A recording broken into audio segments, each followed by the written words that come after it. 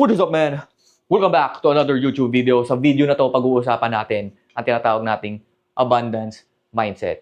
So ikaw ay bago sa aking channel. I'm Joms and I'm currently helping Filipino men to gain control and leverage back into their dating and relationships life. So ang main topic ko sa mga videos na ina-upload ko is about polarity. Polarity meaning the natural attraction between the masculine and the feminine. So kung ikaw ay isang lalaki na gustong magkaroon ng isang feminine na babae sa buhay niya, yung loyal, loving, submissive, supportive na babae, then you might want to improve your masculine energy and also understand the feminine. So, yung mga sinishare ko dito sa channel ko is mostly my learnings, okay, throughout the years, okay? Matagal na akong nakatira dito sa mundong to. And dati isa akong torpe dati. Torpe, nice guy, white knight, lahat na. Beta, kung ano man yung tawag nyo doon. At currently, nasa journey ako to be the best masculine version of myself in order for me to lead a relationship and lead a family well. So kung ganun din yung iyong goal sa buhay, then sakto ka. You might want to subscribe and like this channel dahil every day or every week meron akong upload dito na sa tingin ko makakatulong sa'yo dahil nakatulong to sa akin. So back to the video. So pag-usapan natin dito kung ano ba talaga yung tinatawag na abundance mindset. Okay? Sobrang importante nito when it comes to dating and relationships. Kasi usually, ang default state ng mga nice guys, okay? Default state ng mga nice guys, mga torpe, mga sad boy, ay nasa scarcity mindset sila. Okay, scarcity mindset. So ito yung isa sa dahilan kung bakit ka nagpapa-elipin sa isang babae. Ito din yung dahilan kung bakit ka nagto-tolerate ng mga bad behaviors at disrespect coming from women. Ito din yung dahilan kung bakit ka nabubulag sa pag-ibig. Okay, kapag meron kang scarcity mindset, ibig sabihin lang noon na naniniwala ka na sobrang konti o sobrang kulang, okay, ng mga babaeng nagkakagusto o magkakagusto sa'yo, kaya ang resulta, masyado kang kumakapit sa iisang babae kahit na bare minimum lang ang binibigay niya sa'yo. Okay, ang tawag ko dito ay, may sakit dito parang sakit to Ang tawag ko dito ay one-itis. Okay, na she's the one, isang babae lang talaga ang para sa akin. So gagawin ko lahat para makip siya. Gagawin ko lahat para magustuhan niya ako kasi siya lang talaga yung the one. Okay, siya lang yung babaeng nakakita ng mga bagay na hindi ko nakikita. Siya lang yung babaeng nagbigay sa akin ng atensyon. Siya lang yung babaeng nagpapakilig, ganyan. So, nangyari, alam mo yung sa mga kabayo, o yung nilalagay dito, blinders. So, instead of seeing the world as an abundant place, is nagiging scarce. Kumbaga, konti lang yung nakikita mo kasi meron kang blinders. So, mga kabayo, pag nasa racing, so, nagkakaroon ka ng blinders. So, nabubulag ka sa pag-ibig. So, nangyari, nagtotolerate ka ng mga bad behaviors, ng mga disrespect, kasi ayaw mong mawala tong babae na to kasi feeling mo, wala nang magkakagusto sa yung iba. Okay? Na kahit binibigyan ka na niya ng disrespectful treatment, kahit na alam mo na ginagamit ka lang niya, para sa pera or para sa atensyon, ayaw mo siya i-let go kasi meron kang scarcity mindset. Okay? So dahil sa ayaw mo siyang mawala, you will do everything and anything for her just to keep her. Kasi feeling mo wala na magkakagusto sa'yo. Feeling mo wala ka na makikitang ibang babae. Pero in reality, there's like over 5 billion women in the whole wild world. So, this is a sign, kapag meron kang scarcity mindset, this is a sign of low self-worth. Usually, makikita mo to sa mga sad boy, sa mga torpe, at sa mga nice guys na lalaki. Okay, kahit ako dati, meron akong sign of low self-worth. Kasi, kumbaga, ang baba na nga ng tingin ko sa sarili ko. Okay? Ang baba na ng tingin sa sarili ko. So, feeling ko, hindi ko deserve yung abundance. Hindi ko deserve yung kailangan ko mag-perform. Kailangan ko ipakita yung value ko. So saan ba galing tong low self-worth na to? Saan ba galing tong scarcity mindset? So ang root cause nito is from your childhood. From your childhood. So meron kang nagkaroon ka ng abandonment issues, or meron ka mga needs na hindi na-provide ng mga parents mo on time. So, however, ngayong adult ka na, for sure adult ka na, kasi nanonood ka dito sa YouTube ko. Once you hit adult age, okay, nag 18 or 21, once na nakagraduate ka na, tapos na yung responsibilidad ng parents mo. It's now your job to heal your wounds. It's your responsibility to provide for yourself. Once na naging adult ka na, tapos na ang responsibilidad nila. So now, paano ba natin may heal tong scarcity mindset? Paano natin to mapapalitan ng abundance mindset? So mamaya pupunta tayo doon, bibigyan ko kayo ng steps, 3 steps on how to have an abundance mindset. But first, pag-usapan muna natin tong abundance mindset. So abundance mindset, this is the most powerful way to attract women. This is the most powerful way. There's no amount of pickup lines, there's no amount of scripts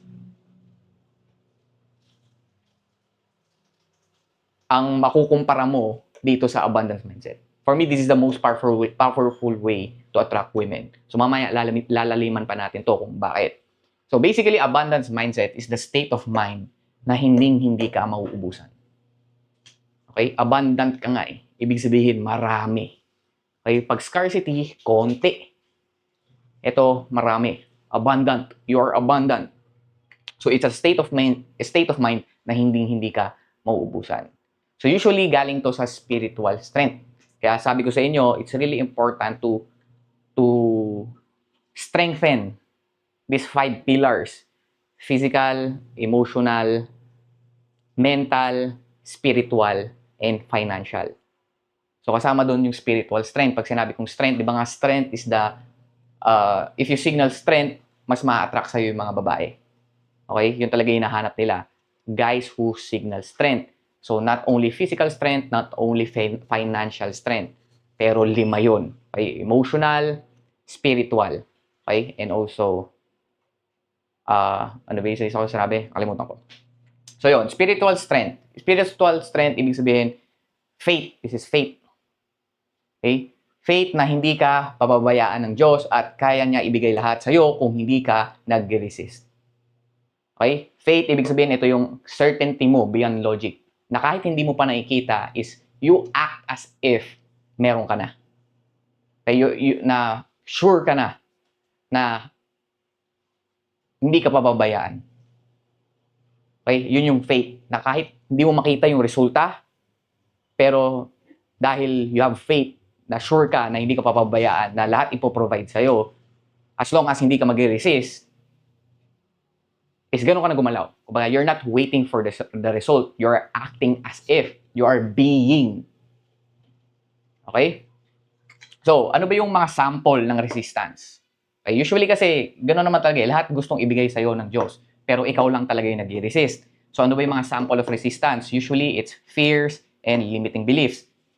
So, itong fears and limiting beliefs na to, napag-usapan na natin to sa mga previous videos ko. Parang last video ko ata about limiting beliefs. So, for example, ito is, gusto mo yumaman. Okay? Meron kang dream, meron kang vision na yayaman ka. Pero, takot ka mag-take ng risk. Okay? Kasi meron kang fears and limiting beliefs. So ngayon, binibigyan ka ng Diyos ng opportunities para yumaman, pero dahil meron kang fears and limiting beliefs, hindi mo na lang i-take yung risk. That's a sign of lack of spiritual strength. Lack of faith. Kasi for sure, binigyan ka ng Diyos ng vision. Binigyan ka ni God ng vision. Binigyan ka ng dream. At hindi niya ibibigay sa'yo dahil wala lang. Kasi alam niya yung, alam niya yung potential mo. Bago ka pa dinala dito sa mundong to, is alam niya na kung ano yung magiging potential mo.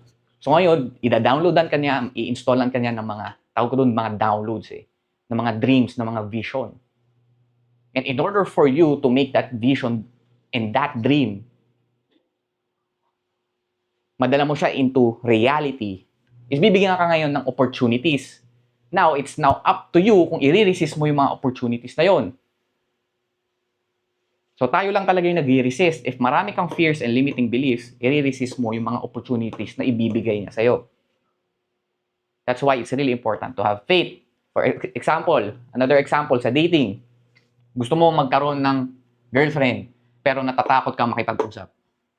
So, di ba, for sure, marami ka ng opportunities, marami kang what if dyan. Marami ng opportunities for you para makipag-usap sa babae pero hindi mo ginawa dahil meron kang limiting beliefs, meron kang fears. So that's why tatanggalin mo tong fears and limiting beliefs na to para makita mo yung abundance. Kasi sobrang daming opportunities dyan. Ikaw lang talaga yung nag-resist. Okay? If meron kang abundance mindset, hindi ka takot mawalan. Kasi alam mong meron pang kasunod. Alam mong sobra-sobra ang gusto niyang ibigay sa'yo. Alam mong sobra-sobra ang ipoprovide ng mundo sa'yo. Parang hangin. Hindi ka mauubusan. Another example, LRT. For example, sa LRT, pagpasok mo sa platform, merong train. Pagpasok mo, nagsara agad yung train at tumakbo na. Kakabahan ka ba na baka hindi ka makapunta sa pupuntahan mo? Di ba hindi naman kasi every after 15 minutes or every after 10 minutes, meron kasunod na LRT. Hindi ka kakabahan kasi alam mong may kasunod pang opportunity para makasakay ka at para makapunta ka sa pupuntahan mong destinasyon. That's the example of having abundance mindset. Alam mong meron pang kasunod. Alam mong maraming oportunidad. Na kahit maiwan ka ng LRT, na kahit ma-reject ka ng babae, is meron pang kasunod. Okay? So, when it comes to dating, ano natin sa dating? Di ka natatakot ma-reject dahil alam mo na may susunod pang oportunidad. Okay? Alam mo may susunod pang oportunidad as long as you are improving yourself and you are showcasing yourself in the world. And also, not resisting any opportunities. Okay, ulitin natin. Di ka natatakot ma-reject dahil alam mong may mga susunod pang opportunities. May kasunod pang oportunidad. And this is as long as you are improving yourself. Alam mong meron kang ginagawang efforts. Nag-i-invest ka ng time, energy, and money mo to improve yourself. Okay? And also, you are doing your job to showcase yourself. Ibig sabihin, lumalabas ka. Okay? Lumalabas ka to seek opportunities, to attract opportunities. And be open with all opportunities na binibigay sa'yo. Hindi mo sila nire-resist. Meron at meron na darating ulit sa'yo. Because the world is abundant. Is an abundant place. Okay? Hindi ka mauubusan. At kapag meron kang abundance mindset, this is a very, very, very attractive to the feminine. Okay? Because this is a sign of high self-value. Okay? Na mataas yung self-value, mataas yung tingin mo sa sarili mo. Hindi ka sad boy. At pag mataas yung self-perception mo sa sarili mo, okay? Mas attracted sa'yo ang feminine. Bakit? Because again, the feminine is a security-seeking creature. Okay? Mas safe sila sa isang abundant man. Okay? Kung ikaw ay babae, mas pipiliin mo ba yung lalaking sad boy na merong scarcity mindset? Na feeling niya kulang na kulang siya? So, paano mo mafe-feel na kayang mag-provide nitong lalaking to kung scarce ang mindset niya? Paano mo ma-feel na safe ka sa lalaking to kung meron siyang scarcity mindset? Okay? So that's why very attracted sila sa lalaking may abundance mindset. So kahit na hindi nila to nakikita, okay, mas nararamdaman nila to. Again, women are emotional creatures. Okay, feeling-based sila. So kahit na hindi ka mayaman, kahit na hindi pa nila nakikita yung success mo. Hindi mo naman kailangan ng success agad, ng resulta agad para magkaroon ng abundance mindset. Kasi may kita naman to on how you behave. And how you behave is enough for you to attract women. Kung nagbe-behave ka na parang ang yaman-yaman mo, kung nagbe-behave ka na parang ang taas ng tingin mo sa sarili mo, okay? Hanggat wala kang tinatapakang ibang tao, Okay, kasi yun yung pagiging arrogante na yun, yung nanghihina ka na pababa o may tinatapakan ka ng ibang tao. Huwag kang matakot na magkaroon ng high self-perception sa sarili mo. Again, kaya mo maging confident, kaya mo magkaroon ng mataas na self-value as long as hindi ka tumatapak ng ibang tao at hindi ka nanghihila pababa. Okay? Huwag kayong matakot maging arrogante kasi yun, ganun yung arrogante, nanghihila pababa o nangaapak ng tao. So as long as hindi mo ginagawa yon, it's cool to have a high self-value. At mararamdaman ng babae once na meron kang abundance mindset. Kasi pag may abundance mindset ka, mas confident ka. Mas confident ka mag-take ng risk. Mas ambitious ka. Mas proactive ka. And that signals strength. In which, doon attracted ang feminine. Okay, point number 3. So because dating is just a numbers game. Okay, numbers game. The more bet you place, the more chances of getting your ideal woman. Okay? Kasi, paano ka magkakaroon ng girlfriend kung, sabi nga ni Flo G, paano ka mananalo kung hindi ka tumataya? So kapag mas madami ka, okay, the more risk you take, taya, the more bet na ilagay mo sa sarili mo. Okay, di ba? Pustahan mo yung sarili mo. Kasi nga, ikaw nga yung be your number one fan. Be your number one supporter. Kaya pustahan mo lagi yung sarili mo. The more bet you place on yourself, the more chances, the more opportunities ang magagawa mo in order for you to win. Kaya when it comes to dating, the more women you approach, the more women you date, the more chances of getting your ideal woman. Okay? The perfect woman for you. Kapag meron kang abundance mindset, also, you take rejection as feedback at mabilis kang makaka-move on. Kapag mas mabilis kang ma-reject, mas mabilis kang makaka-move on. Pag mabilis kang makaka-move on, mas mabilis mo mahanap yung babaeng para sa'yo talaga. Kasi again, ang goal ng dating is for you to find a girl that is your complementary match. Hindi mo goal na magustuhan ka. Not to make someone like you. Hindi yun ang goal ng dating. Ang goal ng dating is to find a feminine woman that will support you, that will complement your life, that will multiply, amplify, and complement your life. It's not your goal to perform para magustuhan ka. Okay? So again, the goal of dating is to find a girl that is your complementary match, not to make someone like you. Another thing, kapag meron kang abundance mindset, okay, for sure magkakaroon ka ng abundance of options. At kapag meron kang abundance of option, it will signal status and desirability. Kung marami ang nagkakagusto sa'yo, okay, kung marami ang nagkakagusto sa'yo, for sure, magugustuhan ka din niya. Kasi meron ng tinatawag na social proof. May proof na, uy, ba't kaya ang daming kaibigan nito ni Jones? Bakit kaya ang dami nagkakagusto sa kanya? Bakit parang the way he acts is parang marami nagkakagusto sa kanya? Siguro may something sa guy na to. So, kumbaga, nagkakaroon na agad ng safety. Okay? Kasi meron ng proof that you are actually safe. That you are actually abundant. Hindi ka sad boy. Alright? So, kung wala ka pang abundance when it comes to money, kumbaga yung pera mo, wala pa, I want you to act like it. Act like na mayaman ka na. Ano ba yung ginagawa ng mayaman? Paano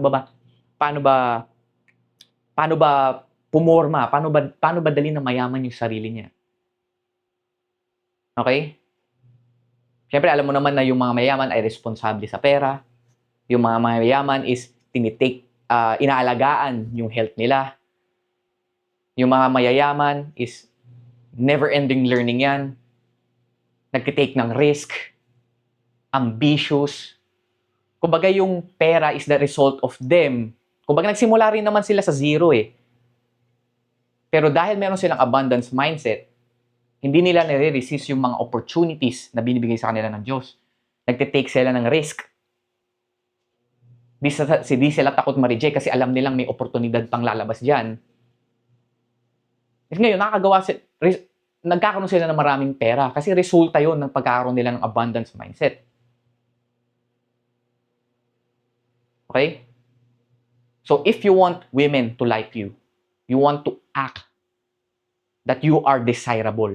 You don't want to act like you are not. Yan, yung mga sad boy, ganun eh. Ito lang ako. Hindi naman ako pogi, hindi naman ako mayaman. Ito lang ako, pagmamahal lang kayang ibigay sa'yo. Di ba parang nakaka-repel yun, man. Nakaka-turn off. Act like you are desirable. Okay? Be someone that is desirable. Again, as long as you are doing the work to improve yourself, investing your time, money, and energy to improve, to be the best masculine version of yourself, and you are showcasing yourself, ibig sabihin, lumalabas ka. You are taking risk. You are seeking for opportunities. Then magkakaroon ka ng success when it comes to dating. Alright? So number 4, how to. Ano ba yung bibigyan ko yung tatlo in order for you to exercise abundance mindset. Number 1, have a gratitude practice. Okay, gratitude. Ako, ang ginagawa ko is meron akong notebook at sinusulat ko doon kung ano yung mga grateful ako sa araw na to. Grateful ako na nakakain ako ng masarap ngayon. Grateful ako na nakakatulog ako sa malambot na kama. Grateful ako, safe ako sa ulan. Grateful ako, nakapanood ako ng movie sa Netflix. Grateful ako, nabayaran ko yung bill ko sa Meralco. Grateful ako, may pumasok na pera sa akin. So, lahat ng grateful ako. Importante yun because what you focus on multiplies. If nagpo-focus ka sa scarcity, kung ano yung kulang ka, kasi yung scarcity, kung nagpo-focus ka sa mga bagay na wala ka, mararamdaman mo talaga na scarce ka. Pero if you focus on the things that you have, yung mga blessings mo, then mas dadami pa yung blessings na mapupunta sa'yo. Again, what you focus on multiplies. Bibigyan ko yung another example. Okay? Quick exercise. Gawin natin itong interactive. Sa paligid mo ngayon, bilangin mo kung ilan yung nakikita mong kulay pula. Bibigyan ko kayo ng 10 seconds. Again, sa paligid mo, kung nasan ka ngayon, bilangin mo kung ilan yung nakikita mong pula. Bibigyan ko yung 10 seconds. Go. 10, 9, 8, 7, 6, 5, 4, 3, 2, 1. Ngayon, ang tanong ko sa'yo, ilan yung nakita mong kulay green?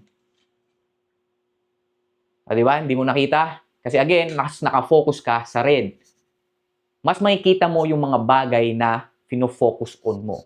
So, kung nagpo-focus ka sa mga negative na bagay, nagpo-focus ka sa mga bagay na wala ka, mas marami ka talagang makikitang ganun. Mas mapupunta ka talaga sa scarcity mindset. Pero kapag nag-focus ka sa mga bagay na meron ka, okay? Nag-focus ka sa mga blessings na binibigay sa'yo ni GOD, mas dadami.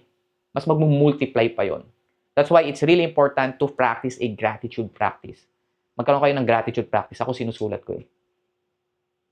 Yan. To remind me how blessed I am. Next, number 2, magkaroon kayo ng relasyon with GOD. Magkaroon kayo ng relasyon with God. Again, it's really important for you to have spiritual strength. Faith. Kasi sa Kanya lang tayo, yun naman talaga eh, we are all submissive to the Lord's mercy. Siya lang talaga eh.